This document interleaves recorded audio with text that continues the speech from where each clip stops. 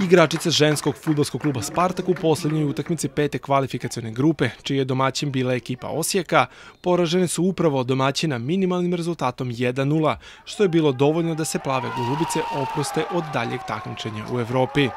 Gol odluke postigla je Dragica Ceprenić u 7. minutu igre posle prekida. Imale su devojke Spartaka svoje šanse.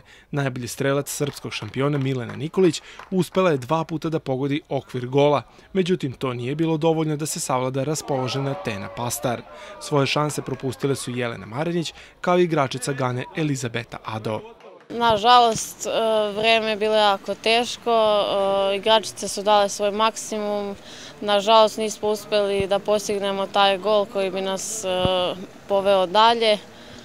Ništa, glavu gore, nastavljamo, čeka nas prvenstvo kad se vratimo i to je to. Prvo poluvreme proteklo je u izjednačenoj igri, borbenoj sa obe strane. Domaćin je iskoristio svoju šansu u 7. minutu, dok su sa druge strane plave golubice tražile svoje šanse preko Milene Nikolić, Jelene Marinić i Elizabete Ado. Kiša koja je počela krajem prvog dela igre dovela je do pada tempa u igri, što je više odgovaralo domaćoj ekipi koja je imala željeni rezultat.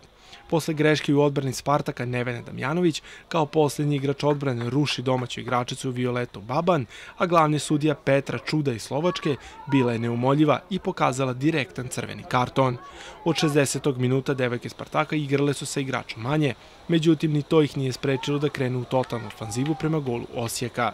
Nažalost, domaćin je uspeo da odoli svim napadima srpskog šampiona i na kraju sačuva svoju mrežu i zasluženo zabeleži vrednu pobjedu koja ih je kao prvoplasiranu ekipu pete kvalifikacione grupe odvelo među 32 najbolje ekipe u Evropi. Sve pohvale idu i na račun domaćina za odličnu organizaciju i gostoprimstvo.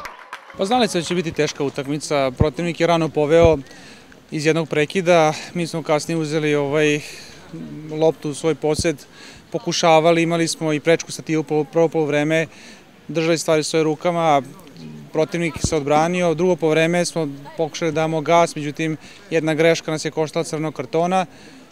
Pokušali smo se igrače manje da na neki način igramo, da dođemo u neke šanse, imali smo pri kraju još 1-2 šanse, nismo ih iskoristili i protivnik je otišao dalje. Ovim prilikom mojim devojkama čestitam, dali su svoj maksimum.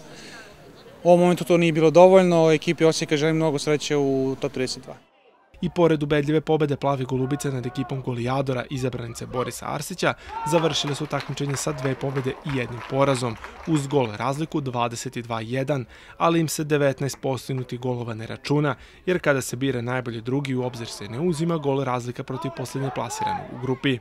Devojkama ostaje sada da se okrenu prvenstvenim obavezama i pokušaju da i ove godine odbrane šampionsku titulu i ponovo se nađu u kvalifikacijama za Ligu šampiona.